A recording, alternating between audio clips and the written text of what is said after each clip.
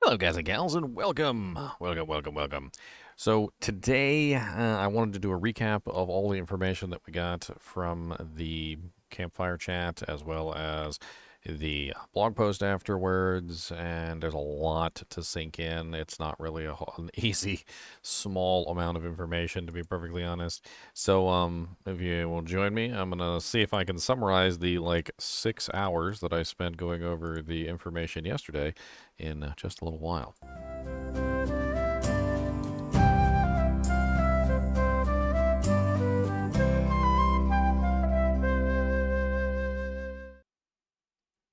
All right, so if you would like brevity, this is probably going to be your best bet, but I will advise you that if you are interested in seeing the entire, you know, information, there is a hell of a lot here, and it's really hard to go over in a short period of time. So without further ado, let's get right into it. So first off, they are going to be introducing a special seasonal only quest line. They talked about this during the campfire chat, as well as a quest line that is for the Eternal Realm also.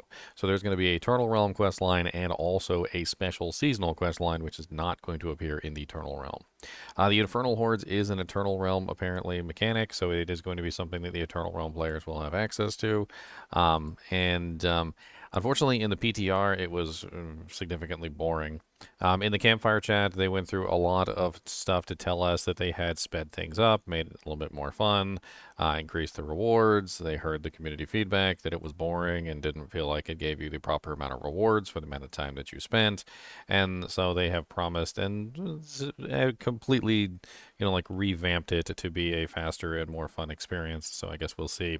They also talked about an additional mode, which apparently wasn't listed here, called the Infernal Dungeons, which is apparently a secondary mode for like World Tier 1 and World Tier 2 that actually sounds more fun than the Infernal offer, like this mode, the Infernal Hordes. It actually sounds more fun than the Infernal Hordes. Apparently, it's like a sort of pseudo dungeon that incorporates the Infernal Hordes features, but it's more of a straight laced dungeon than it is a room where you sit in here and kill massive amounts of monsters and boredom. They made it so that the pets can pick up Burning Aether too, which will probably help. They also increased the rewards from these chests dramatically, so hopefully we will see a lot better rewards from these now. The Battlefell Priests, we're still getting the bosses, of course, which are the Fell Council, and I still think their names are stupid. Hopefully they fix their names for Season 5. The There was no reason to change their names, but there is a big change to bosses across the board, basically decreasing the boss HP by a pretty massive proportion. Um, I believe I factored it out to a multiplier of 10 times less HP, which is a little hard to actually like quantify. But there is some numbers down here, and we'll as we pass over those, I'll point them out. But basically, they went from like 32,000 bonus HP in World Tier 4 to like 6,000, which is a big difference. Um, Aside from the Infernal Hordes, there is a bunch of new weapons and items. Now, I would, however, put this new in quotations very severely, and I can actually have some fun with this and actually show you guys how to do something like this. So if you guys have never played around with like messing around with modifiers, like I can actually edit I can actually edit things in the window, and you can actually put quotations around it. And the reason why I would put quotations around new weapons and new items is because a lot of the stuff is leftover things that are from the Season of Malignant. So there are a huge number of powers that were not incorporated into the game after the Season of the Malignant, which was Season 1. One of the worst seasons ever, by the way. And basically, what they've done, from what I've been able to see, is they have incorporated a huge number of those powers from the Season of the Malignant directly into the new season. Added them as either new items, or they added them as new aspects, and so forth and so on. And that's why I would like put this in quotation. There are some new items and there are some new weapons, but most of them are just rehashed things from the Season of the Malignant, which they've brought back 5 seasons later. And, most people who haven't even played the game in the Season of Malignant, to you guys, they will be new. But for those of us who played, we'll know exactly which ones they are, because it's pretty obvious to anybody who played during that season. Quality of life updates. They have some really nice quality of life updates. The endgame bosses no longer require you to leave the dungeon and come back to reset them. The altar will just reappear after the monster is killed. They also removed a lot of the summoning mats for the Varshan, so it's now going to only be Malignant Hearts instead of the full Monty. And they also made it so that the end game bosses now drop additional gold instead of rare items. People were complaining about the rare items, which of course they killed, so the rare items are worthless, except for to take back for gold, so kind of makes sense. Beast in the Ice is no longer going to be a sigil dungeon. He's going to be an actual real dungeon. They also shortened the distance to him, so you can farm him much easier now. It's going to be pretty nice. Helltide and Whispers. They had like this whole thing apparently about whispers being hard to complete while you're in the Helltide. Apparently they worked on that. The most important thing, however, that's coming to the Helltide is the return of the Profane Mind Cages, not just as one tier, but they're going to be returning as 3 tiers. So you can use them up to 3 times for 30 level increase on the monster, which is going to be really nice. So if you're in the Helltide and you're on a particularly overpowered class, you can chow down on 3 Profane Mind Cages and make the monsters 30 levels higher than you, which should help increase the difficulty and make things a little less boring. Loot rewards. They talked about the Resplendent Sparks coming from the bosses. They also talked about a reputation system for this season, similar to last season, because everybody loved the reputation system from last season, where you could get Resplendent Sparks. Well, this season there's going to be a Resplendent Spark at the end of this reputation system, which basically just involves killing elites, champions, and bosses across the entire realm. And you can, they have confirmed that you can make new characters and complete this reputation system on as many characters as you would like to claim as many Resplendent Sparks as you want. This means that, of course, you can grind out your own Mythic Uniques by simply playing enough characters to get enough Resplendent Sparks, which is 4. So you need to make at least 4 characters and grind out the Resplendent Sparks, and then you can get yourself your own free Mystic Unique. Speaking of Uniques, Tyrael's Might looks amazing this season. We'll take a look at it in just a little bit. They made some changes to treasure goblins. I'm not exactly sure how amazing those are, to be honest. Weapons across the board are going to become more available to all classes. For instance, sorcerers will now be able to use one-handed swords, so forth and so on. They also changed the modifiers on the actual weapons too. So like, for instance, when it comes to specific types of weapons, the modifiers have now changed. Like axes are now damage over time damage, polearm are now vulnerable damage, and so forth and so on. So you may be surprised when you pull up a weapon in Season 5 and find that the passive modifiers have completely changed, and also that, like you're able to use a sword on your sorceress or a sword on your druid, for instance. So keep in mind that a lot more of the items have come open to all classes at this point. More stuff when it comes to, we're gonna like briefly like skim through this. I'm gonna put out as many things as I can. The that's more of like the PTR stuff. And I'm trying to make sure, am I on the, I want to make sure that I'm on this one. Yes, we want to be on this one. They did say that they were going to increase the like the density in the Legion events, so we'll see about that. A lot of the stuff that's in red is changes from PTR, so where I was at before was the original PTR notes, and this is the PTR notes with the changes. So you can see we have a 60-second waves. They're basically trying to decrease the time between waves because they really did take a long time. As you can see, there's the pet thing right there. So we've got a lot of stuff here that is going to be changing from the PTR, and for the good, because there was a lot of poor things in PTR. Like, for instance, one of the changes that they made was that the angelic angel whispers or angel, I can't even remember, angel breaths is no longer going to be required for enchanting, which is going to be really nice.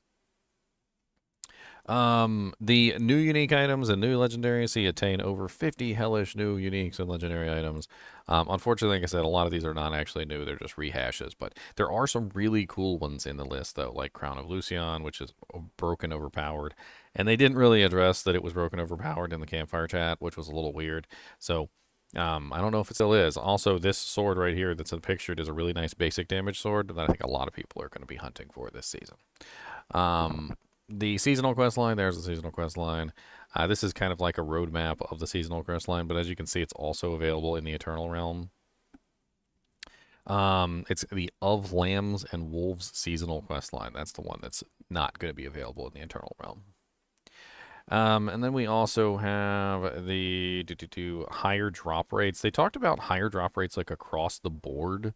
Is what notes that I took from the PTR is they basically said that there was going to be higher drop rates across the board for basically everything for legendaries, and I don't know. This I'm not exactly sure exactly how much higher it is, but they did say that it was going to be a lot higher. Um, Mythics got changed, so for those of you who are brand new to the new season, I'm not really particularly fond of this. I think it's stupid. They could have come up with a better name and not used one from World of Warcraft. But Uber Uniques have been changed to Mythic Uniques, and instead of dropping with the unique color effect, they are now dropping with a purple color effect, which you can clearly see here. They have some really crazy updates for the uniques, and we're going to be going over those at the end. I'll make sure to put a little notation in there for you guys. Experience gain, they made this big change apparently because of the Profane Mind Cages. That instead of having the EXP that you're gaining cap out at a small portion above your character, the EXP is now going to cap out at 30 levels higher than your character, because of course the Profane Mind Cages can go 30 levels higher than you. So this means that you're going to be able to level up even faster if you're fighting monsters that are 30 levels higher than you, because you're going to get a hell of a lot more EXP than you did previously. Which is interesting. So, I mean, it used to be 10 levels higher than your character, and now it's 30 levels higher than your character. So, if that makes any sense.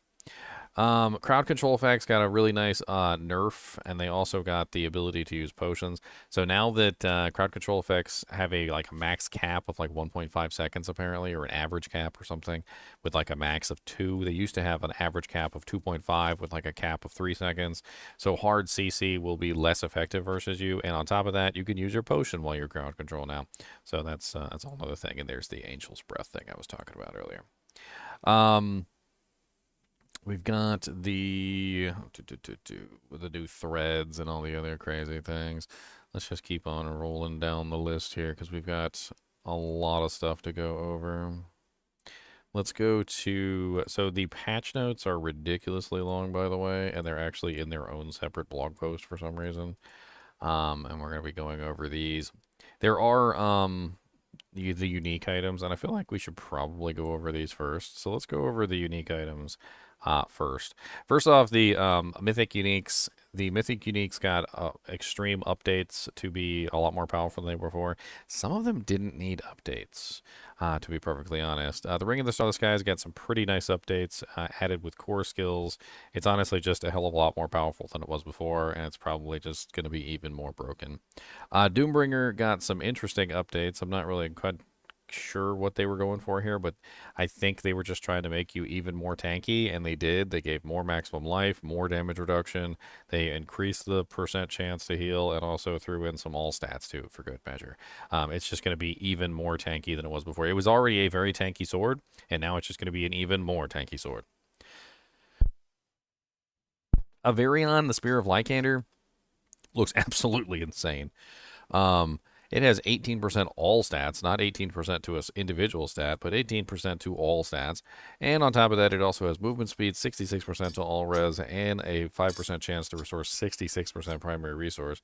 It looks absolutely ridiculously insane, to be perfectly honest. And with the 66% all res, you're going to be completely free to, work on whatever other stats you want on your equipment besides resistances. So the Druid's definitely going to have a nice time with this. The Sorceress, not so much, of course, though, because the Sorceress was already highly capped out on resistances. So all resistances is kind of tentative depending on what character you're putting it on. The Grandfather looks absolutely ridiculous, too. They moved the Ignore Star ability loss to the passive stats. And that's another thing that you'll notice when you look at these is the passive stats have been absolutely ridiculously changed. So like on the Ashavarion Spear of Lycander, you can see it's 159.5%. And in fact, I can bring this up just a little bit bigger. Why not? It's 159.5% critical, vulnerable, and overpower damage. So it's a huge amount of additive bonus on this weapon. It's it's ridiculous. Grandfather is even more ridiculous because they give it 150% increased damage with an additional 300. Keep in mind that these can roll as greater affix, and you can also enhance them with the masterworking system, which means we can get even higher. The 20 maximum resource on here is absolutely glorious and just freaking amazing. I'm gonna have to go over these like quicker, but we're gonna take our time with the mythics, and then we're gonna go over the other ones quickly. Melted Art of Selig got some crazy buffs, like 3% maximum to all resistance elements, which is just nuts. And on top of that, it also got a 15% damage reduction while healthy, which I'm not really even sure that it needed additional damage reduction because it was already one of the tankiest pieces that you could put on your character. But okay. And it even got an extra 5% resistances as well. I mean, Melted Art of Selig was definitely one of the Uber Uniques that didn't really care about the tempering system. It was still probably one of the most powerful uniques you could put on no matter what. Now it's even more powerful. Tyrael's Might, which is got to be the most heavy-handed change of all, is so ridiculous that it literally just became best in slot for basically every character in the game. I mean, they threw on 7.5% maximum resistance to all elements, and if you get the masterworking system set up properly, you can bring that up to 15%, which means you're going to be sitting at 85% to all resistances with this particular piece of armor on, and now it gives you 60 all res to cap you out too, and movement speed, and it gives you 20% damage reduction instead of 10, so they bumped it up from 10 to 20. It's probably the most broken armor in the game as far as defensive statistics. I think that pretty much every single character in the game at this point is going to be using Tyraels as their main armor if they can get their hands on it. And God help you if you find a friggin' greater affix roll on this particular piece because it's just going to be even more insane. Greater affix roll on the damage reduction would be amazing. Greater affix roll on the 7.5% maximal resistances would also be really amazing. Not really so much the all res, but the movement speed could be kind of nice too. They also added ignores durability loss to it. For those of you who don't know, ignores durability loss on both the Grandfather and now also Tyrael's Might doesn't just cause no durability loss on this item, it causes no durability loss on all of your equipment, every single piece of equipment that you have. Andariel's Visage got some pretty crazy changes. They kind of removed the lifesteal, though, which was a little odd, but they threw in some life on hit. I feel like life on hit is going to be less effective than lifesteal in some situations, but more effective in others. It really depends on how much damage you're doing. They threw on 666% poison resistance, because why not? And 10% maximum poison resistance as well. So now it's going to give you a nice cozy 80% poison resistance no matter what when you throw this on. They bumped up the attack speed tremendously, and then they bumped up the all stats tremendously. I mean, it looks like Andariel's Visage got a significant boost from its previous version. Harlequin Crest looks absolutely insane. Not only did they increase the amount of life that it gives, and they also increased the cooldown reduction from 7% to 20%, which can potentially go up to, I think, like 50% if you masterwork it perfectly, and it has like a greater affix roll. But the 2500 armor on there is going to fix most characters' armor issues, which is really nice too. And then they threw on maximum resource, which is probably one of the most sought after affixes for, like Bone Spirit Necromancers and Beastfall Boot Rogues and, Ramaladni's Magnum Opus Barbarians and so forth and so on, which is just absolutely insane. For the multi-class items, some of these were hits and some of these were misses. I'm not entirely sure that Tybalt's Will is the most amazing that I've seen. Like, it's okay. The switch from damage reduction from close to damage reduction while unstoppable doesn't really seem like a good switch, in my opinion. And overall, I mean, it's interesting of a change, and they buffed it up a little bit, but it's not really enough, I think, to make people like super interested in using it. Mother's Embrace, it was always an item that you really only put on when you were, needed that specific effect, and it's still going to be. It is better than it was previously, for sure, and they bumped up the amount of refunded resource, but it's still going to be one of those items that only gets used when you actually need it. X-Falls was one of the few items that I think still ended up making it into builds no matter what, but they beefed up the all stats, they beefed up a bunch of the things on it, like gave it vulnerable damage and damage over time. I'm not entirely sure I like the changes because they took off the cooldown reduction, which I don't like. They did bump up the damage over time, though, which is definitely nice for the way that the item is built. And I mean, overall, it seems pretty much the same, just a little bit worse because of the loss of cooldown reduction. Butcher's Cleaver is a weird one that's always been kind of just like odd. They did give it 175% damage to injured enemies. They bumped up the fear amount by fear and slow amount by 90% instead of 75%, so it's a 90% slow now. And on top of that, they kind of adjusted the stats a little bit to be more in line with what you would actually want on this kind of thing. 25% critical strike chance against feared enemies is a lot. A lot more than the 12% injured that you had before. So it's going to give you a pretty massive crit. Azure Wrath got some interesting changes, like a huge amount of cold damage just simply added to it. They also threw on cold resistance, though, which was kind of weird. And you'll notice across the board, like they threw on cold damage, all stats, attack speed, and so forth and so on. Like this one got the damage to injured. I mean, it's a improvement, I would say, but it's not like I'm not really entirely sure why they keep adding these giant resistance numbers on each individual item.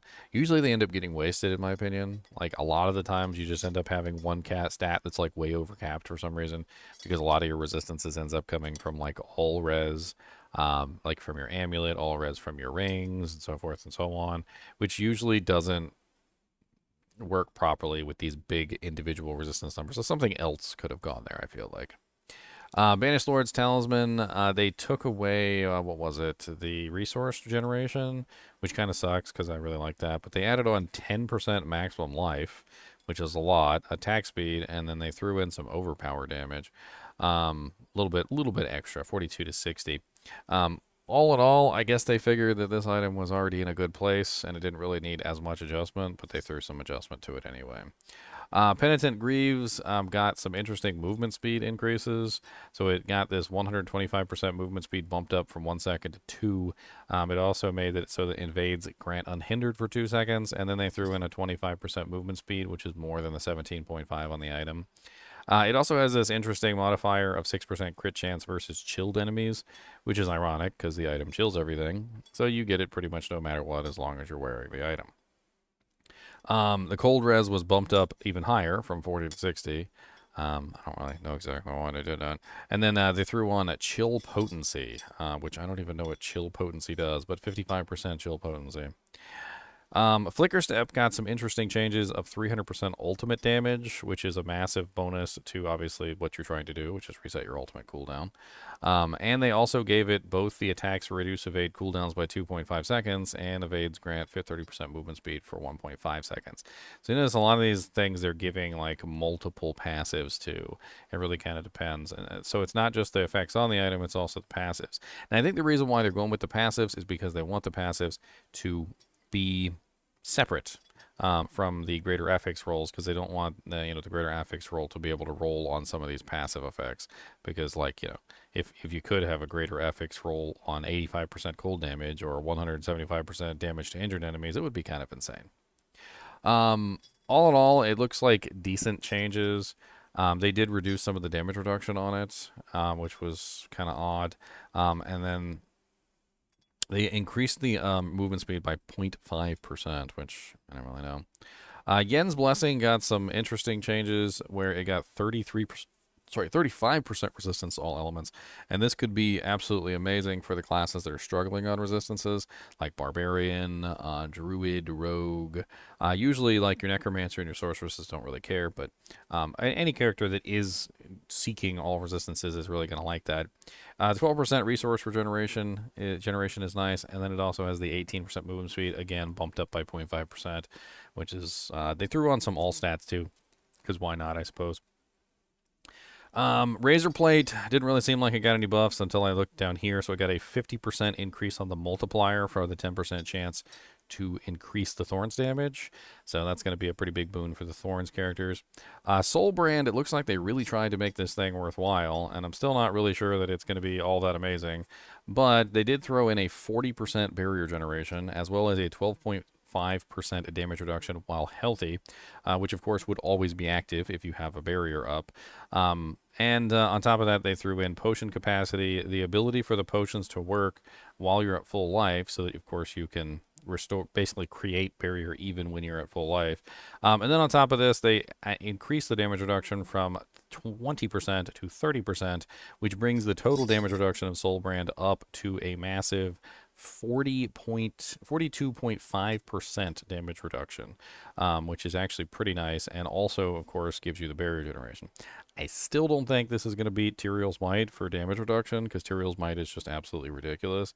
But maybe if you were on a barrier-centric build that just had a lot of fun creating as many barriers as you possibly could, maybe this could be interesting. It definitely is more interesting than it was previously, at the very least.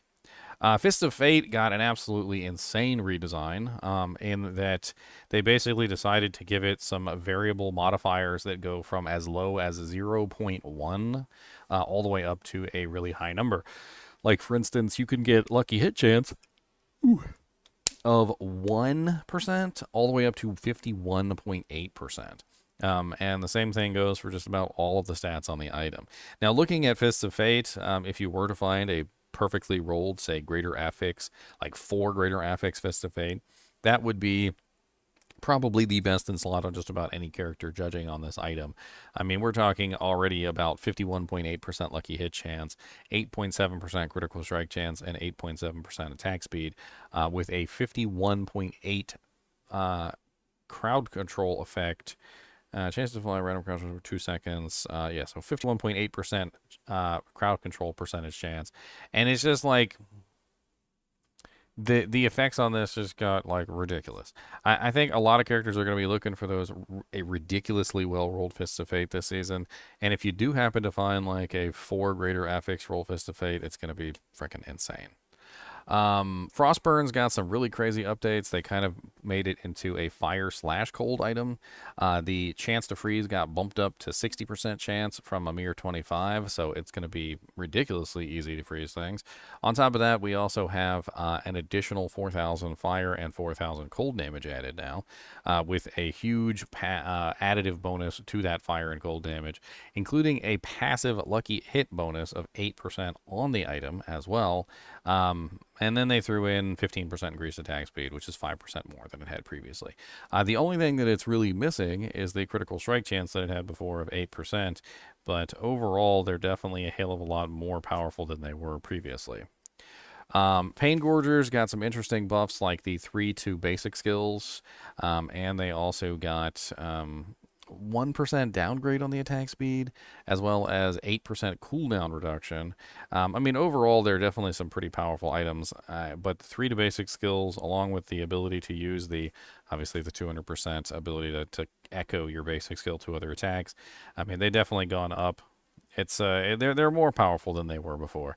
I do think I would miss the critical strike chance, especially seeing as they seem to be taking critical strike chance off on a lot of items. Godslayer's Crown, I'm not really sure what to think about this one. Like, it's okay. They threw on some cooldown reduction, which I know a lot of people love. And they also changed the damage to elites to make it more effective versus bosses specifically.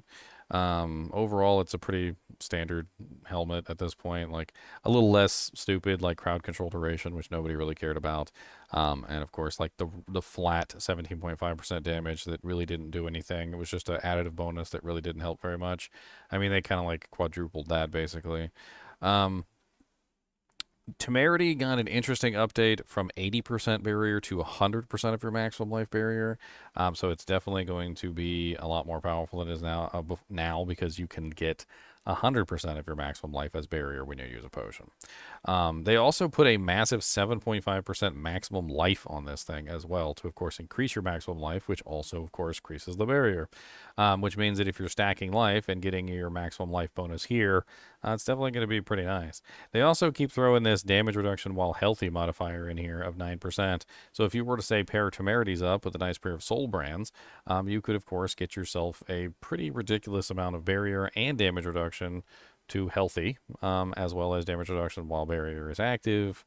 It could be a really nice combination. There's also a bunch of new aspects that have to do with drinking healing potions and giving you more healing potions for basically having like running around. Like if you run 20 meters, you get like a free potion and stuff like that. It's interesting. So maybe there is like a whole build between like Temerity and Soulbrand that has to do with just drinking as many potions as you possibly can. Tacits of the Dawning Sky. This one got a much needed all resistances addition, so it goes to 35% all res now, and they also increased the maximum resistances that it can give you per element to 15, and they gave it 2%, 2.5% maximum resistances on the item. So not only does it give you the all resistances that you need to hit these numbers, and also gives you a little bit of maximum res in the first place, but you basically get about 17.5 max res to any particular resistance that you're like dealing with this for a time. Basically, they went from like moderately tanky pants to like extremely tanky pants. Now they're very, very tanky. And I mean, if you're just looking for something to make yourself stronger, or maybe you're a barbarian who just wants to hit your resistances cap, that definitely is going to help. Speaking of barbarian, Romulandi's Magnum Opus, which is a fan favorite and probably one of the best swords in the unique barbarian tree. Got a very interesting buff of another 0.1. So you can see we were at 0.4 before per Fury, and now we're at 0.5. But they did increase the amount that you lose per second to 10 instead of 2, which means that you're going to lose Fury a lot faster while using this, as opposed to what you were before, which is where it stayed at maximum all the time. The maximum Fury stayed the same. They put a little bit more strength on it. Critical strike damage at 50%. They also changed the critical strike damage on the weapon from 17.5 to the passive of 50% bonus damage. And then they threw overpower on there, which is kind of an odd play. But I don't know. They took away some of the things like damage with dual wielding, which wasn't really all that important, and damage to close, which wasn't really all that important anyway. And then the 5% chance to restore primary resource. I mean, I think it's a good change overall, and I think Romulandi's is definitely a lot more powerful now. Ancient Oath got a change of the vulnerable damage. We also got a lot of damage to close on here, a lot of strength, a lot of cooldown reduction, and then they threw on 6 Steel Grasp, of course, which was on there before. And then they gave, I mean, it's just a lot stronger of an item than it was before, but I don't think it's, it didn't get any of like the special modifiers, like the double attacks and like the increased range and whatnot.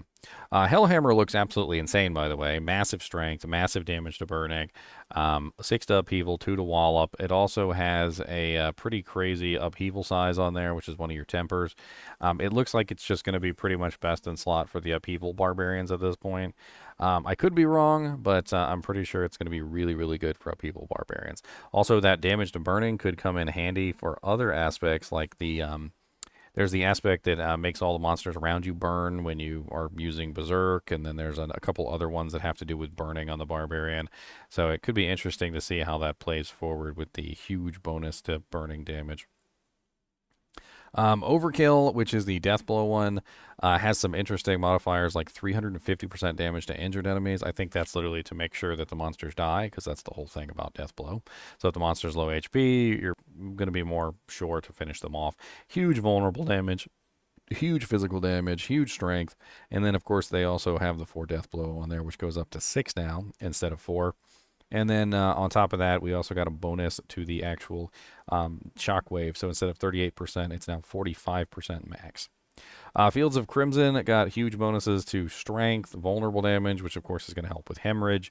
Also, enhanced rupture explosion size, which is going to help with obviously your rupture ability, and then rupture cooldown reduction, and a huge bump to damage to bleeding enemies, which is 550%, which is a hell of a lot more than what the other one had, which was a meager 28% damage over time.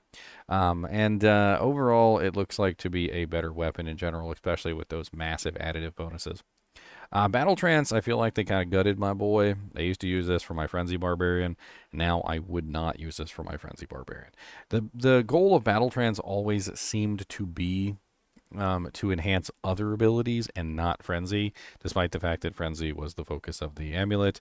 And it seems to me like what they've done is they've really turned the focus away from Frenzy. So it's really just not a Frenzy amulet anymore. It's more of an amulet that you would put on if you're using Frenzy as your basic skill to enhance something else.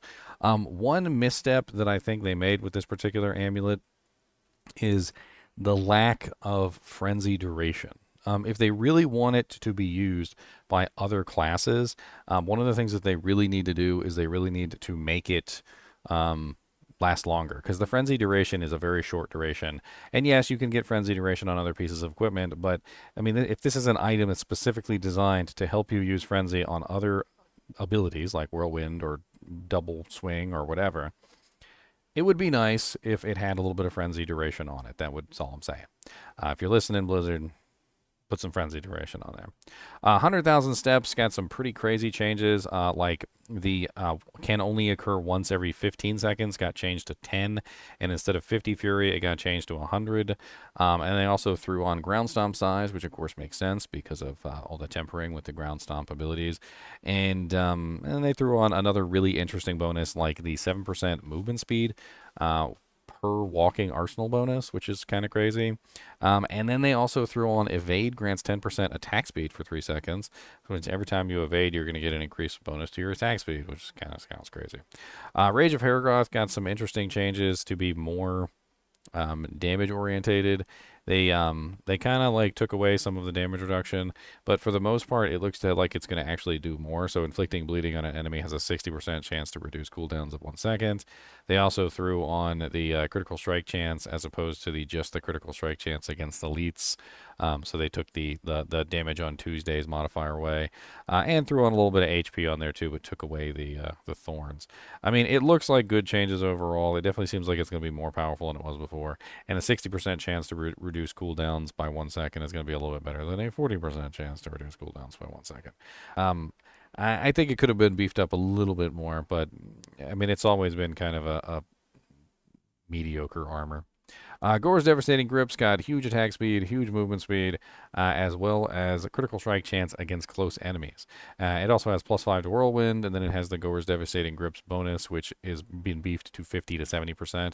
Now, when I was looking at this earlier, I couldn't help but think that if you just kind of like eliminated like this stuff, like just as an example, so if you just eliminated everything below this, Gore's Devastating Grips has honestly insane stats at 15% attack speed, 12.5% movement speed, and a 22.5% crit chance against close enemies.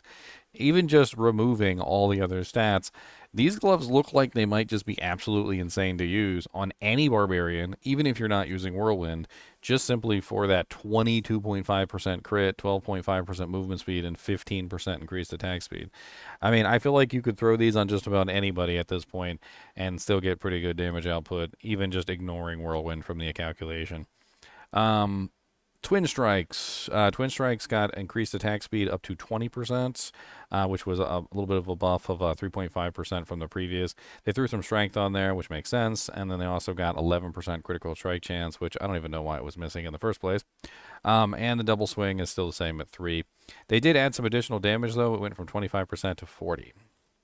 Tuskhelm of Joritz the Mighty.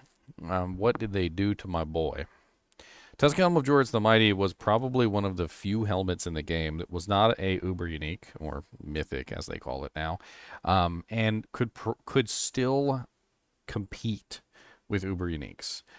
It was one of those helmets that you could still put on in place of a Harlequin Crest Shako and get better effect than the Harlequin Crest Shako itself.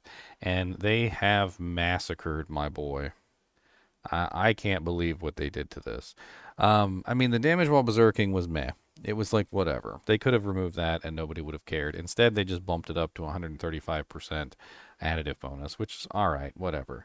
Attack speed while berserking at 8%. So the attack speed was reduced by 2%, and then also on top of that made into a damage on Tuesdays modifier, which means you have to have Berserk active to get your attack speed bonus. I'm going to tell you right now that if you can't maintain permanent Berserk uptime, if there's any downtime whatsoever, it's going to feel absolutely awful to have your attack speed just like going up and down, up and down, up and down, up and down as you activate Berserk and as it falls off. They took away the 3 ranks to aggressive resistance, which was a massive damage reduction, so the helmet just doesn't have any damage reduction on it anymore. They also took away the maximum fury, which was a really big thing for Ramaladi's Magnum Opus builds to use the Tuskhelm of Joritz the Mighty in those scaling modifiers.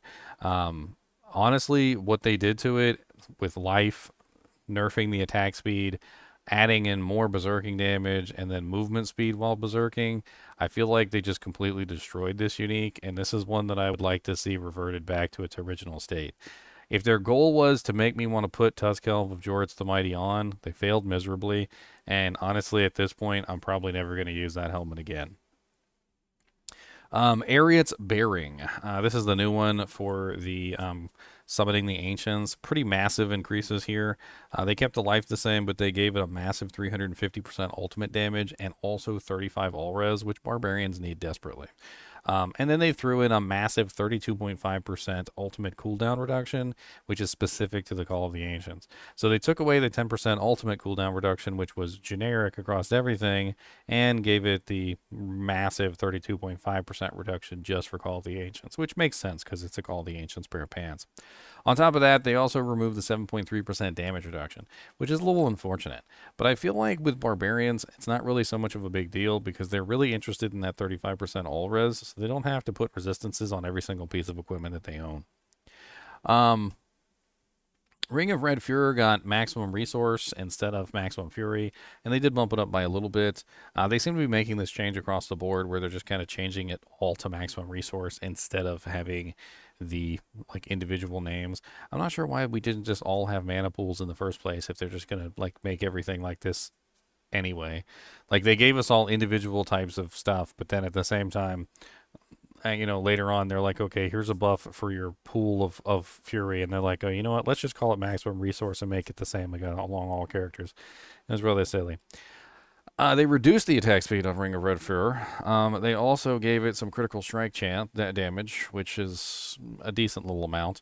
And then they threw on fire resistance, which is really weird, and took off the strength. I'm honestly not entirely sure where they're going with this. They did bump up the critical strike damage bonus by 10% times, but honestly, I feel like it's an objective nerf. They brought down the attack speed. They took away the strength. They gave it a little bit more maximum resource, and then gave it a little bit more bonus critical strike damage. But like the 40% fire resistance, I know that barbarians need fire resistance, but like individual stat resistances are usually not as beneficial as all resistances because they usually end up getting wasted. Ring of the Ravenous. Ring of the Ravenous is hugely buffed. They basically threw in more critical strike chance. They threw in more vulnerable damage. They threw in bonus levels to rend of 3 levels. They also kept the brawling skills. And then on top of that, they also increased the duration of the rends. Ren's duration to 8 seconds, which is a double bonus. So it's going to go from 4 to 8. And then on top of that, they also increased the number of stacks that can occur within a certain time period. So before, what happened was the skills apply 2 stacks of Ren's Bleed. This effect can only happen once every 4 seconds. Now you can have 2 stacks once every second, which means that you can apply literally 4 times 2, which is 8 stacks of Ren's Bleed onto the target within the same 4 seconds that the previous one did, and those 8 stacks of bleed are going to last twice as long, so it's pretty much like 16 stacks of bleed at that point to 1 to the previous version. So the Ring of Ravenous is far more powerful than the previous version in general. Moving on to the Druid, the Waxing Gibbous got a revamp with critical strike damage, more critical strike damage, Blood Howl granting stealth for 3 seconds, so you can obviously apply your critical strike to the target, and then a massive toxic claws on there, which is also really interesting, and then they also threw on Shred. Honestly, big buffs all the way across the board. Looks like it's going to have some big implications in PvP because it's going to allow the Druid to be able to stealth away, which is definitely very nice. Flesh Render, which was already like getting to the point where it was massively broken. I actually had a couple builds already in motion to kind of take advantage of this, and it looks like it's going to be even more ridiculous. This might actually be my Druid for next season. I might just do a Flesh Render Druid. Basically what they did was they threw on a massive amount of willpower. They also gave it a massive amount of damage to poison enemies, cooldown reduction, which is very fitting for the way that this particular unique works, including a big bump to life and also the +3 to defensive skills.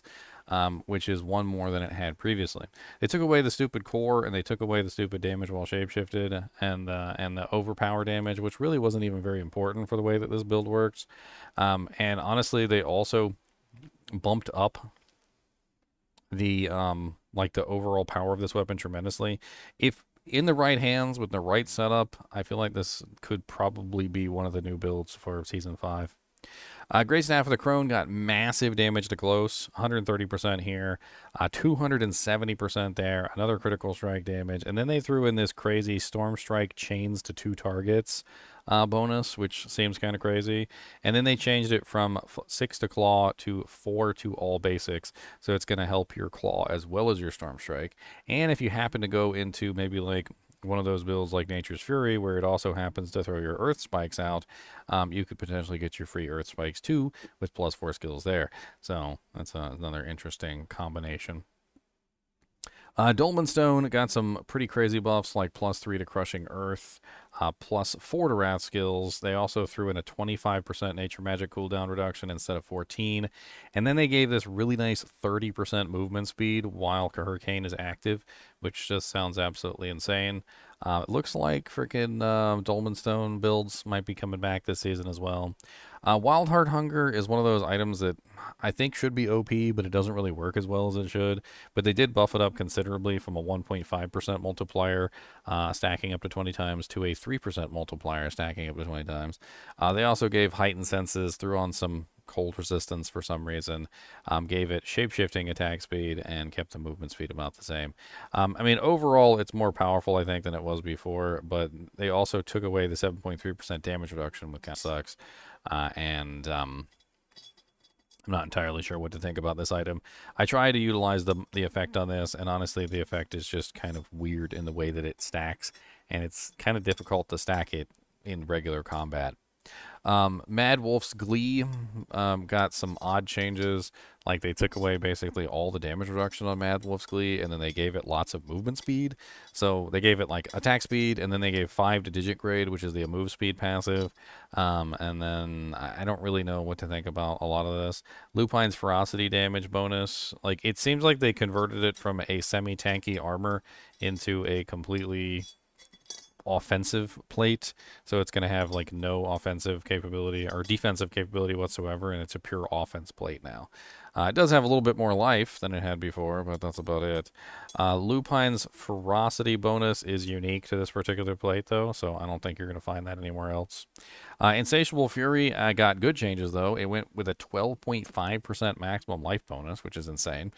They also threw in a huge overpower bonus for Werebear, 4% to Ursine strength bonuses, which is massive, and +4 to Iron Fur, which is another damage reduction. And then they gave it 1 extra rank. They gave the Werewolf plate 1 extra rank too. Honestly, Insatiable Fury's buffs, very awesome. I think a lot of people are going to like the new Insatiable Fury armor. Unsung Ascetics Wraps got a critical strike bonus from 8 to 11. They also bumped up the distant damage, which kind of makes sense for the ability, and threw in some Lightning Storm skills up to 6 now, which is interesting. And then they bumped up the damage from 20 times to 40 times. Tempest Roar got some much needed changes. I think the item honestly was just one of the worst items out there in terms of itemization. It just, people always needed it for the effect that it get granted. And now it gives willpower, maximum resource, lightning res instead of poison, and then it gives +2 to wild impulses. I mean, it's better than it was before, but it's not amazing. And then they also bumped up the storm skills, have a 35% chance now to grant Force Spirit instead of 25%.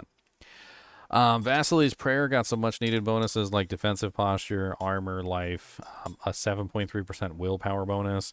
And then they also converted the flat fortify into a percentage fortify of your maximum health. So Vasily's Prayer is looking a hell of a lot better than it was before. Granted, Vasily's Prayer was another one of those items that was required if you wanted to do a specific build. So you were probably going to be wearing it anyway, no matter how bad the stats were. Storm's Companion got some really crazy buffs. Most notably is the 85% chance lucky hit for Pack Leader Spirit Boon to activate. Pack Leader Spirit Boon is the boon that literally makes it so that when you critically strike, there is a chance for your all of your companion skills to basically just reset themselves. And Storm's Companion basically bumps that up to a massive 85% chance, which means that if you're a companion druid, these pants are like a no-brainer at this point, because not only do they give you +5 to wolves, not only do they give you a pretty nice damage reduction, and they also give your wolves increased attack speed, but they also allow you to reset your poison creeper, your wolves, and your raven at an extreme proficiency that is not going to be capable of being done at anywhere else. In fact, with this on, at a 85% chance to reset your pack leader spirit boon, I mean, that's just going to be ridiculously huge. I think it already had a 20% chance to a 25% chance in the first place. So if you get an 80% chance, you're over 100% chance at that point, which means it's just going to always reset your minions all the time, and they're just going to always be up. Hunter's Zenith got some interesting changes. I've never really used this item, but they threw on a bunch of more passives. So instead of just Quick Shift, which they brought down by 1, they also added on Heightened Senses of 2, and then Predatory Instinct of 5. Sorry, 5. One of them was, I'm not really entirely sure. The willpower bonus is kind of nice. I'm not really sure about stacking all the passives on the item like this, but I guess if it's useful for your specific build, it might work out. Eridan's Inexorable Will is the one that pulls everything in, and they threw on a massive 11% willpower bonus, so it got a 0.5 increase from the previous version. The lucky hit chance is 2% higher. They also threw on a bunch of close damage, a lot higher than what I had before, from 23.5 to 135%, and then they increased the ultimate cooldown reduction by 10% as well, to make it even more ridiculous. So this could be kind of interesting for those Cataclysm builds, because they have that interesting thing that's going to allow you to have like no spirit costs when your Cataclysm is activated on your Druid. And yeah, it should be interesting. Earthbreaker is the one that causes the landslides to leave behind the tectonic spikes and deal damage over 2 seconds. They kind of gave it a little bit of a rework with 11% crit, 15% earth attack speed. The obviously throwing on the landslide projectiles have a chance to cast twice, and then bonus the landslide skills. Moving on to the Necromancer, we've got Black River. Black River, they bumped up the intelligence significantly. They also threw on the extra one skill to Fueled by Death. Other than that, it's pretty much the same, although instead of life on kill, it now has 10% increased attack speed, which is an interesting change. They also bumped up the damage of it significantly from 130% times to 160% times, which is kind of nice. But they decreased the size of it from 25% larger to 12.5% larger, I guess probably to make up for the fact that they added the corpse explosion size on the tempering system. Lidless Wall went from a interesting offensive/defensive item to a tanky beast of a piece of equipment by adding in 12.6% armor value and 2,962 armor on the item, which is probably going to cap you out for armor on pretty much any Necromancer that uses this item. On top of that, they threw in the 35% Bone Storm duration to obviously make your Bone Storms last longer, which is from the tempering system, and then cooldown reduction with +2 to bone skills, which is going to be pretty nice for any Bone Necromancer. The only downside is they took away the maximum essence, which I think a lot of the Bone Necromancers really enjoyed. Like if you were Bone Spear or Bone Spirit, and you were scaling based off of maximum essence, it is unfortunate that they took that away. I would have preferred that they'd kept the maximum essence there, but it's still very nice changes. Just sad about the maximum essence. Bloodless Scream got some interesting bonuses to non-physical damage, intelligence, lucky hit chance, freeze duration, and then +1 to darkness skills. They also bumped up the damage from 150% times to 200% times against frozen enemies. Deathspeaker's Pendant got an interesting change, which is supposed to work in correlation with the other item that has to do with this. And basically what they are working for is they've got +3 Coalesced Blood, +3 Bird Surge, and attack speed, but they also have this +1 essence per enemy drained by Blood Surge. And they have another unique item which causes the elite monsters and bosses and stuff to be drained 3 times. So you're going to get additional draining every single time, or additional essence back every single time you're fighting elites as well. Ebon Piercer looks kind of crazy with the +2 Gloom, +4 Reaper's Pursuit, +2 Blight, and Blight projectiles cast twice, 25%. It looks like they really kind of hyper-focused this one on Blight, so it should be pretty powerful now. Greaves of the Empty Tomb got a crazy bonus of 4 to maximum evade charges, and evade leaves behind desecrated ground. They showed a little bit of footage of this, and the footage was basically like a necromancer ice skating around like a crazy person, which kind of seemed insane. But and they even said that it kind of seemed insane, but they were going to leave it in the game anyway because they wanted to see what people thought. And if you set it up, it's going to be nuts. You also get 6 to Reaper's Pursuit, 11% damage over time, damage reduction from damage over time affected monsters, projectiles for Sever cast twice, and Sever size. So they really set this up for a Sever item. In fact, if you're doing Sever on the Necromancer, you're probably going to be wearing these boots. There's pretty much no choice in the matter because they're really that good. They're going to give you your Sever projectiles and your Sever size all in a nice little boot package, including 6 to Reaper's Pursuit, which is just nuts. The Mutilator Plate got some interesting bonuses, like a doubling of the fortification from 2 to 4, and they also got a doubling of the increased damage from 20% times to 40% times. And additionally, more bonus points to Blood Lance duration, and also a nice damage reduction to monsters affected by any blood skills. On top of that, a massive bonus to life of 17.5% increased maximum life, which I'm sure a lot of necromancers are going to enjoy.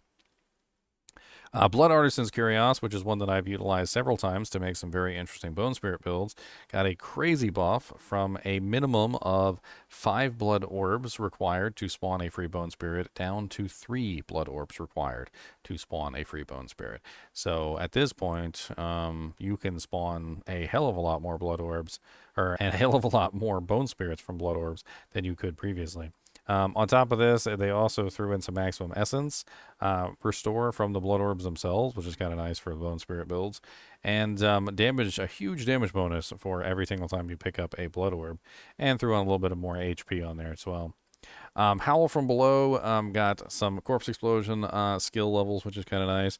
The bonuses like 35% increased corpse attack speed and 12.5% lucky hit chance were kind of nice, but the only thing that I didn't really like is the Corpse Explosion will now fear enemies.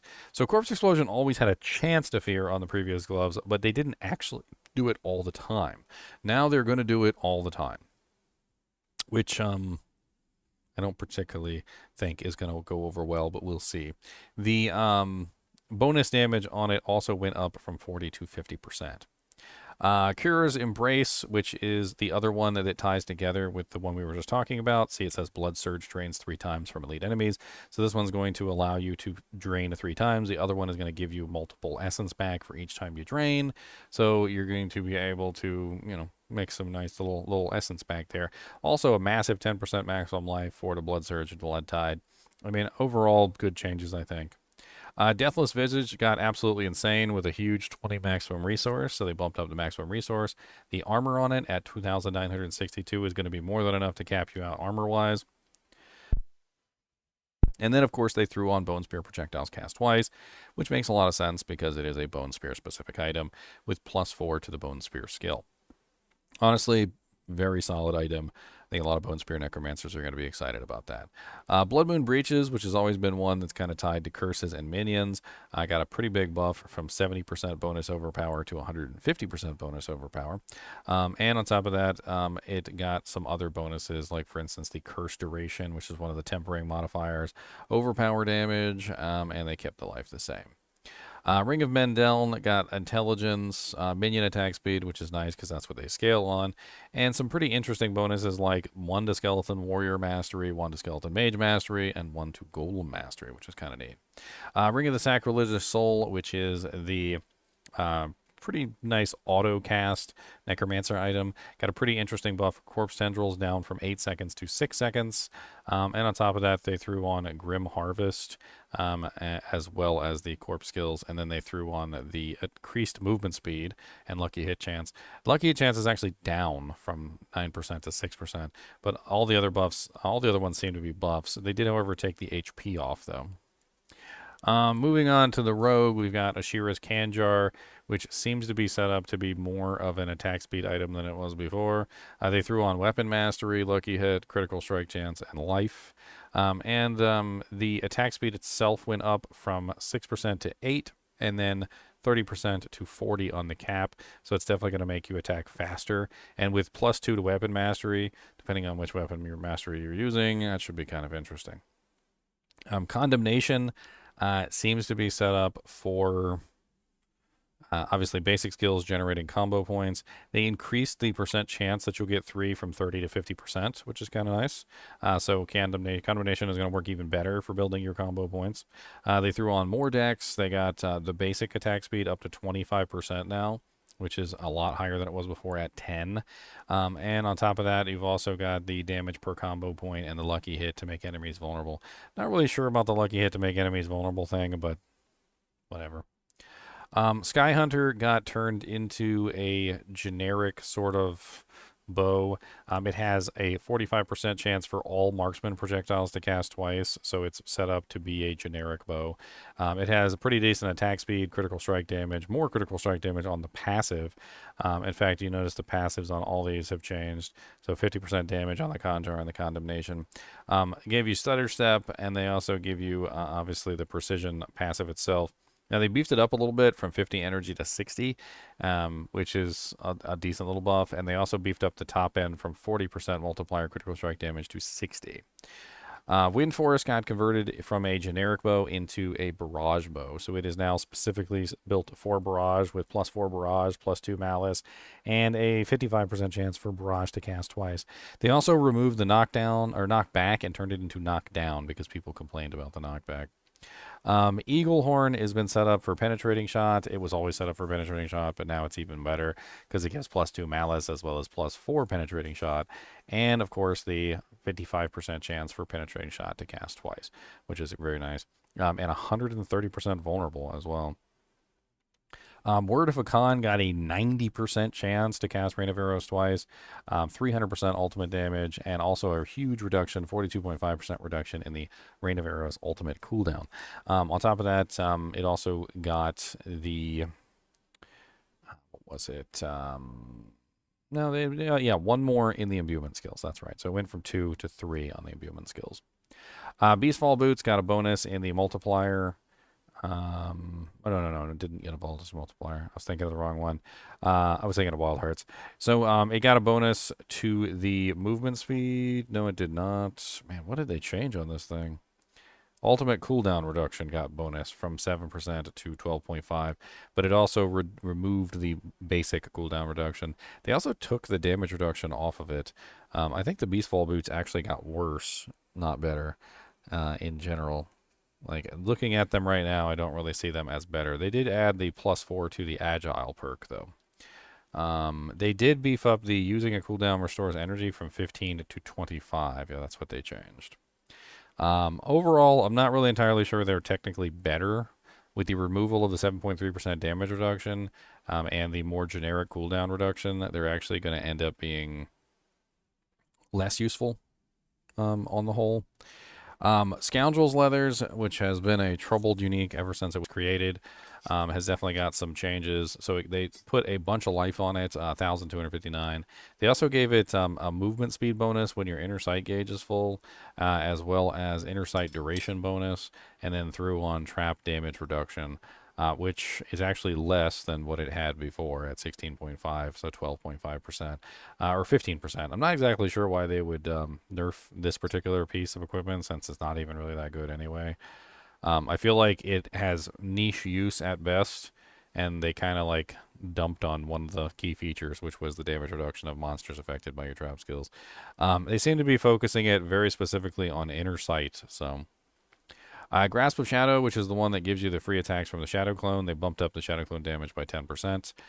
They also threw the core skills to the wind by reducing 1 point from it, so now it's only 3. That was one of the major advantages that this item had.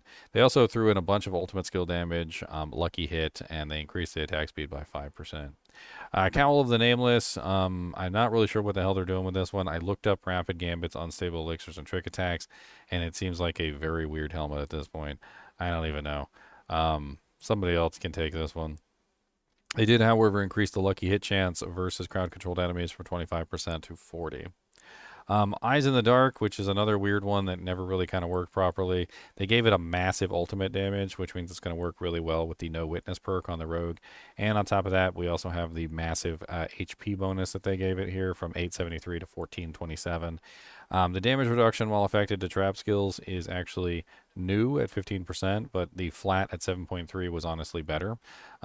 These like damage on Tuesdays damage reductions don't really work as well as the flat, and I will take 7.3 flat over 15% damage on Tuesdays bonus any day. 3 to after or 4 to aftermath as well. So another passive. They also boosted the bonus damage from 90% to 150. And on top of that, another change that they made was that it will always rearm itself a second time, not just when it kills something. This was a change they made a while back. So it was a good change because a lot of the times it would just kill like a random bug, and the random little bug would kill the trap, which was stupid. Writhing Band of Trickery, which is the one where the trap explodes. They gave it some dexterity, crowd control damage, trap damage specifically, and they also made it so that the decoy counts as a trap. It says down here, this effect is treated as a trap skill. So if you're a trap rogue and you're looking for a new way to add another trap to your ability, this counts as a trap. And then they threw in subterfuge cooldown as well, and trap damage. The Scoundrel's Kiss is made into more of a generically open item, so it used to be just for the, oh no, not Scoundrel's Kiss, sorry, I'm thinking of Saboteur's Signet Ring. Scoundrel's Kiss is the rapid fire explosion. They threw in the 9% increased attack speed, which is less than what it had before after dodging, but at least it's not damage on Tuesdays. They also have the 4% critical strike chance to each enhanced rapid fire bonus. I'll just see how that works out. It's probably a lot more than the 5% that it had before. On top of that, they threw in the rapid fire projectiles have a chance to cast twice at 20%, which is definitely needed if you're building rapid fire. And then, of course, +3 to rapid fire. The bonus damage was also increased by 10% on the item, so it's going to be more powerful this season. This is the one that was made to be more generically useful, so instead of casting Wind Flurry, it now casts on any core skill. They also bumped up the damage from 30 to 45%, which is interesting, and then they also made it so that the grenade skills have a 5% lucky hit chance now, but it's just your stun grenades, so I don't know. They also have 1 energy when a stun grenade explodes, which is interesting, and threw on some cooldown reduction. And last but not least is the Sorceress. So the Fractured Winterglass got some pretty crazy buffs, like for instance, Frozen Orb projectiles cast twice, non-physical damage, huge bonus. They also threw on Conjuration cooldowns are reduced by 0.1 seconds when a Frozen Orb explodes, which goes up to 0.3. And then, as you know, with this particular build, you're going to be spamming Frozen Orbs, so it's going to allow you to spam your Conjurations. +4 Conjuration Mastery, and then on top of that, they also bumped up or reduced the damage actually by 5% from 70 to 65. And then, wait, hold on. No. Bumped it up from 50 to 65% for the Frozen Orb chance to spawn Conjuration, and also bumped up the Conjurations have a 70 to 90, so now it's a 90% chance to launch a Frozen Orb at nearby enemies. So Fractured Winterglass is basically just up through the roof at this point in terms of damage output. Asu's Heirloom got some weird changes. I'm not really sure about these. The movement speed was increased by 0.5, and then they threw on another movement speed after killing an elite, but it actually went down to only 12.5%, but they increased the duration to 7 seconds. So instead of it being a larger movement speed over a shorter time, it's now a smaller amount of movement speed over a longer time. They also gave it critical strike damage and then all resistances, which was an odd choice. I don't really know exactly why you would give the sorceresses all resistances. They don't really need it. But your critical strike chance is increased by 40% of your movement speed bonus instead of 30, which means you're going to get a little bit more of your critical strike chance from Asu's now. Raiment of the Infinite got another point in Glass Cannon, also Elemental Attunement and Shocking Impact, so a whole bunch of passives, and they bumped up the intelligence requirement on it. On top of that, I think it's Elemental Attunement or Shocking Impact, one of these, has to do with the way that the ability works, so like teleport, going in and hitting a target and kind of like resetting itself. So They kind of added in a way where you could potentially reset the teleport ability. It's kind of how it works. Glove of the Illuminator, they showed some like footage of this working together with the Staff of Endless Rage, and it looks absolutely insane. They threw in +2 mana when Fireball explodes, and then on top of that, because of the bounciness, every time it bounces, it explodes. And they also have this Fireball attack speed bonus, which is apparently on this and also on the Staff of Endless Rage, and they were showing how it could explode so many times within a short period of time because of the speed increase would increase the number of bounces and the number of explosions. So it should be really interesting to test this out in the next season if you're interested in doing the bouncy fireball build. Flame Weavers got the Firebolt projectiles cast twice on them, which of course is a good move. And they also got Firewall Size, which is another good move. And then attack speed and pyromancy skills. So it should be interesting to see how that rolls out. They also bumped up the damage from 70% to 100. Starfall Coronet got some pretty interesting buffs, like for instance, bonus levels to Meteor of 6, more cooldown reduction, a Meteor size, and a massive amount of intelligence. So it should be really nice now. They also reduced the cooldown from 6 to 4, and they bumped up the number of total charges to 2 instead of 1, which is going to be pretty massive for the way that this works. Iceheart Bryce got some pretty interesting changes, like the 4.6% chance for shatters damage to Echo, which is, of course, the key passive. A bump in the percent chance for Frost Nova to be unleashed from 40% or 30% to 40. Huge maximum life, and also the Frost Nova size temper, which is important. They still have cold resistance, or cold resistance on there is kind of stupid, though. Blue Rose got a very interesting effect of chance to cast Ice Spikes twice, which is really a unique effect for this particular item. So if you're going to be doing an Ice Spike build, looks like Blue Rose is pretty much mandatory at this point for your Ice Spike build, because having your Ice Spikes explode twice is going to be massive amounts of additional damage. Other than that, it seems to be pretty well postured for a Ice Spike cold build. So it should be nice. Talross's Iridescent Loop got the potent warding aspect. Or +3 to potent warding on it. They kind of played around with the stats a little bit by giving it more non-physical damage, as well as a little bit more cooldown reduction. They took away the resource generation, though, which it's meh. They also bumped up the damage. So instead of it being 15%, it's now 20, and it stacks up to 80 instead of 60.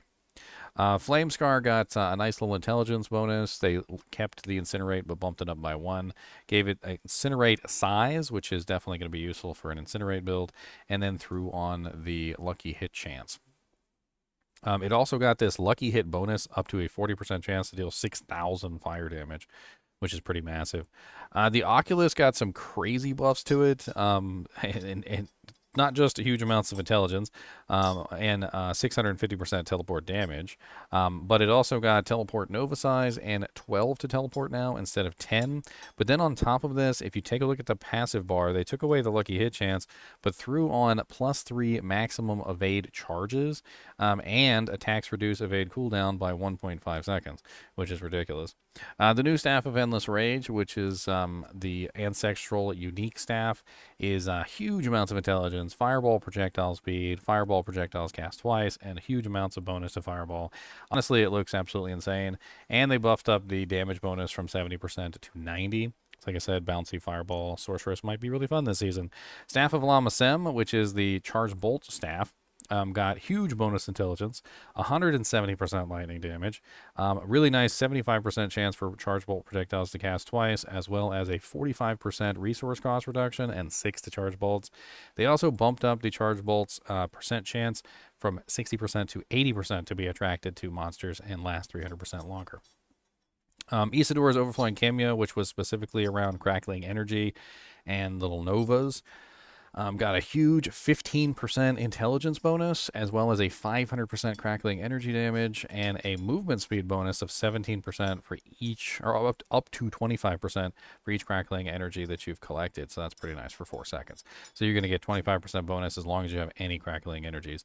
On top of this, they also gave a 2% damage reduction per crackling energy charge that you currently have active.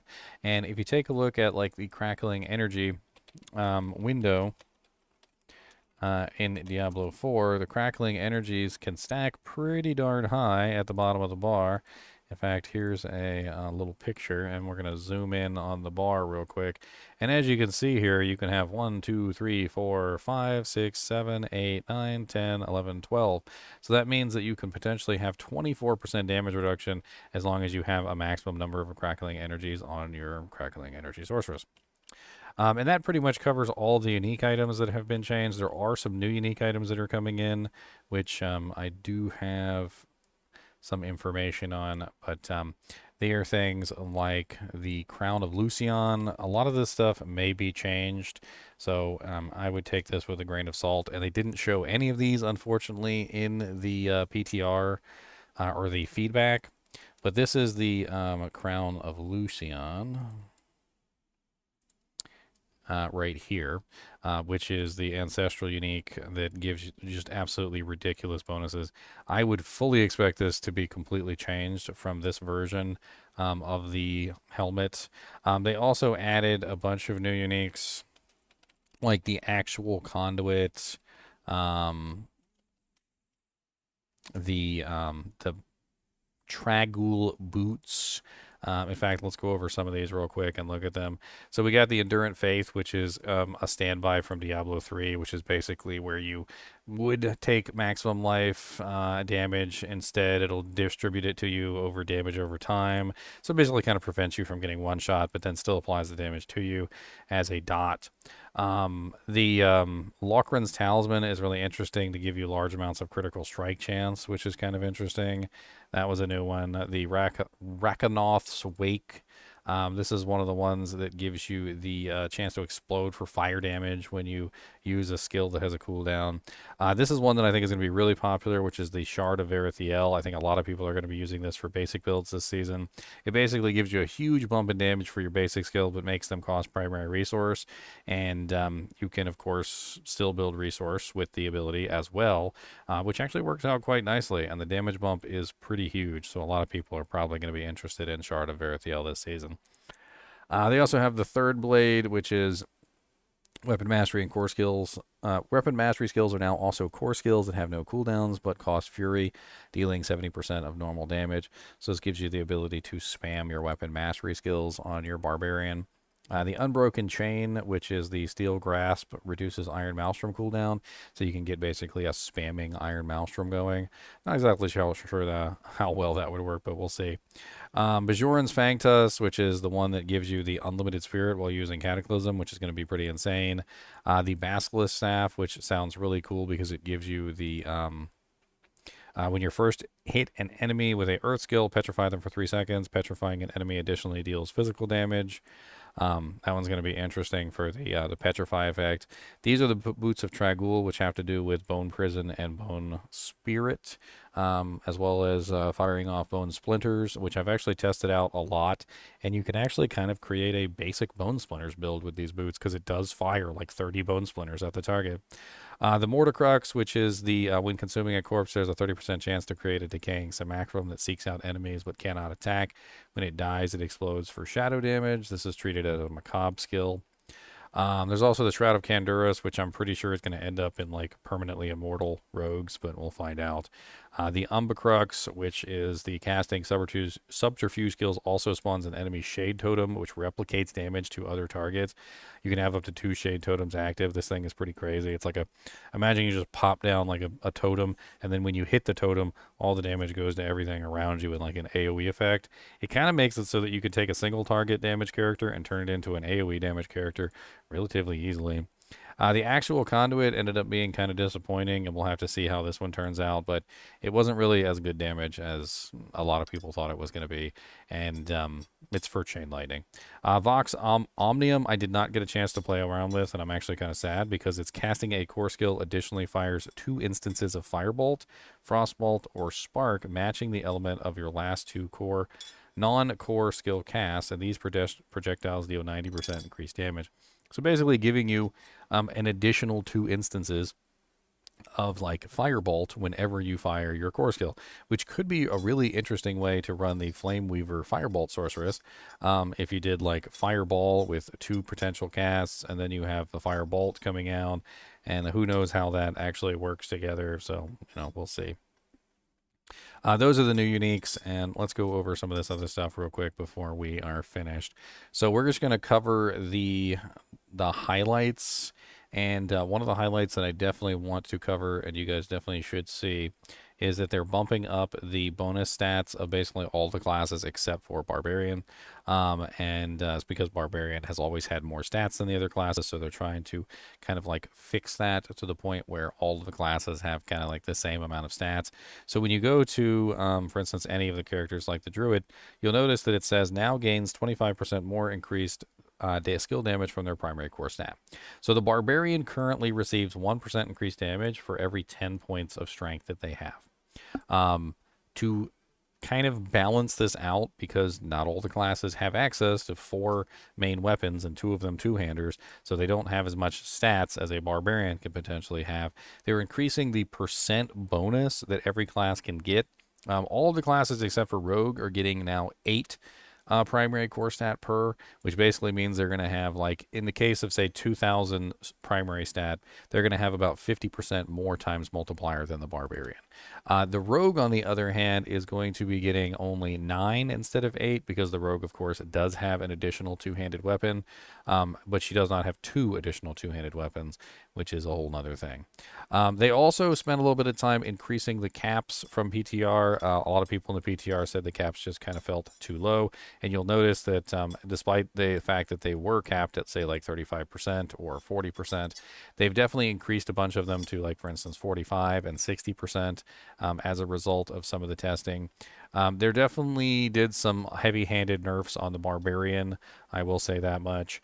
And if you want to take a look at the full patch notes, I mean, they are ridiculously long, but I'm trying to surmise everything as much as I possibly can. The Sorceress definitely seems like she got a lot of damage buffs across the board. So if you're looking to potentially make the Sorceress into a like a single target killer this season, that might be the season to do it. This is the buff that is talking about how the boss health has been adjusted. Also, so not only are you going to be doing more damage, but they also decrease the amount of boss health that most bosses have. So in World Tier 4 before, bosses had 30,000 HP more than what their base was. And now they're only going to have 6,000% more than what their base is. So it's going to be a lot easier to kill the bosses than it was before, and your damage is going to be increased. So hopefully a lot of the single target boss killing problems are a thing of the past. So we'll have to see about that. They also added a mechanic to the Shadow Pit bosses, which is the environmental effects, so they have a stacking debuff instead of just one-shotting you. So they're going to stack up to 3 times, and then once you hit the 3rd stack, you're going to be back at the same damage that you were taking before the stacks were implemented. And they also took out the stupid bandit sharpshooter boss, which is kind of nice. All in all, though, it looks like the changes are going to be fun. We're going to have to see how everything settles when the game actually launches, and I'm trying my best not to make this into the longest video ever, but I swear there's so much stuff to go over, and I'm leaving out so many things. But Season 5 is going to be crazy. Like, it's going to be crazy. There's a lot of stuff that's changed. I feel like the entire game has changed yet again, so we're going to have to spend time learning all these new mechanics and all this new stuff and figuring out all the new unique items and playing around with all this stuff. And it's not exactly a bad thing, because some of these unique items look really fun. I'm kind of excited to make a Charge Bolt Sorceress. I'm kind of excited to play around with the staff that lets you fire off the basics in combination with the cores. I'm kind of excited to try out the Flesh Render Druid, and I'm also excited to try out the new basic damage sword on multiple characters. Bone Spirit Necromancer, I'm excited to try that out again with the new abilities, like the new Blood Artisan's Curios and the new Tragul boots and whatnot. I'm excited to try those out. We're going to have to do a bunch of theory crafts, and we're going to have to play around with a lot of these things that have changed as we get closer toward the new season, which the new season starts pretty darn soon. I believe it's on the, the 6th, which is Tuesday, so we're only about, 1, 2, 3, 4, 5 days away, which is, not very far away. As always, I do appreciate you guys and gals watching my videos. I know that I may have left out a couple things, but for the most part, I think across the board, Season 5 looks like it's going to be fun. As always, I do appreciate you guys and gals watching my videos, and keep watching.